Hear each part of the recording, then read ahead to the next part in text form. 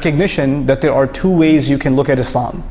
There's really two main ways you can look at this deen in your life. And one of those ways is, well, what's the bare minimum that this religion wants from me? And after that it can leave me alone and I can do what I want. In other words, just tell me what I cannot do, the absolutely bad stuff that's going to land me straight to hell. Tell me that stuff. I won't do that stuff. And everything else, I'll just do what I want to do. That's how I want to live my life. I want to be free from the shackles of religion, basically. Okay? And this is actually the way most young people look at any religion. Most young people look at a religion as a way, it just tells me not to do things. It stops me from living my life. Right? Be it, strict or conservative Christianity or Judaism or even conservative, aspects of Islam or whatever. Whatever it may be, it's keeping me back from, living it up, so to speak, And high school is being pushed, and it's been pushed forever, as the golden years of your life. That's when you really should be partying. How many high school movies do they make, right? About how you should be going and doing whatever you possibly can in high school, because after that real life sets in or whatever. On the other end, there's another way of looking at Islam. And the other way of looking at Islam is that we were given this gift of Islam, not chains. Islam is not chains that are shackling us. We were given this gift, and this gift gives us this really high purpose. I wasn't sent on this earth to party. I was sent on this earth to do an amazing task. And there's a huge population on the earth who Allah decided He will not give them the gift of Islam. They didn't deserve it like I did. Allah gifted me with Islam. And the best years of my life that I can serve Islam with are what years? My early years. The youth of my life is the best part of my life that I can serve Islam with. Now these two very different points of view. One point of view asks, what's the least I can do and get by?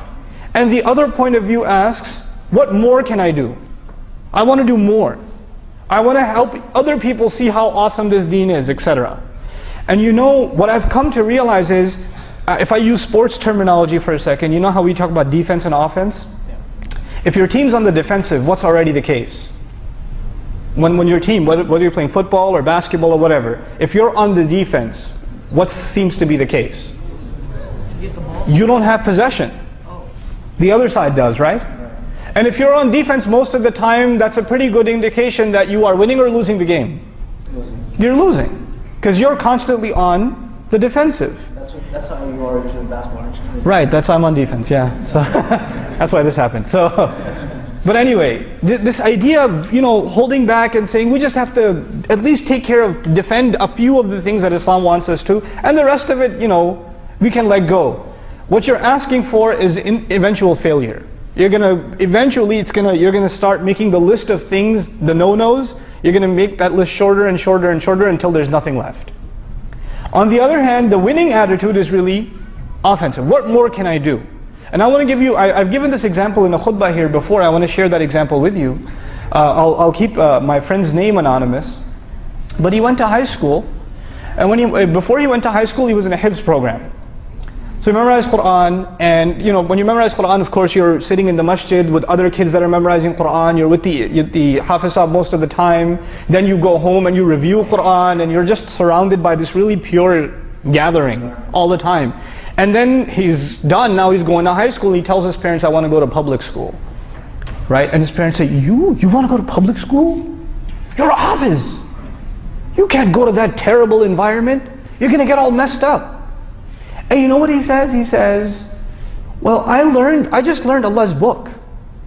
And the people who need to hear about Allah's book the most are the people in high school. They have to know what this is. I feel responsible. Why should I hide what I have? I feel a responsibility to share. I feel bad for those people, right? So they put him in public high school. By the time he graduated high school, 16 kids had taken Shahada. 16 kids had taken Shahada. Now, what I'm talking about here is an attitude not of defense, but of what? Of offense. You see yourself as having something superior. So when I'm talking, especially young people nowadays, I feel like I'm putting you guys on the spot. I don't know for sure, but I guess I'm going to stereotype. A lot of you, you're not proud of Islam. You're not proud of it. Like this is it, man. Everything else, I feel sorry for these people. Instead, what's happening to our girls, our daughters, is when they see some girl dressed a certain way, they say, oh, I wish I could dress like that. Too bad it's haram. Right? We see other, kids, boys, they're doing all kinds of things and we say, oh, yeah, my parents wouldn't let me do that. It's apparently not allowed or something, But the right attitude would be, I feel bad for that girl. Look at how she has to dress herself, how she has to put herself on display. She's looking for attention like that, while Allah has already given me attention by my Islam. All the dignity I need, all the recognition I need, Allah has already given me. Why do people do the kinds of ignorant things they do? You know what they're looking for? Is attention and respect. If you really have Islam, you're not looking for it anywhere else. You already got it. And when you find other people pathetically searching for it in other things, you can actually look down on them and say, I feel bad for you. Let me show you something better you can aspire to,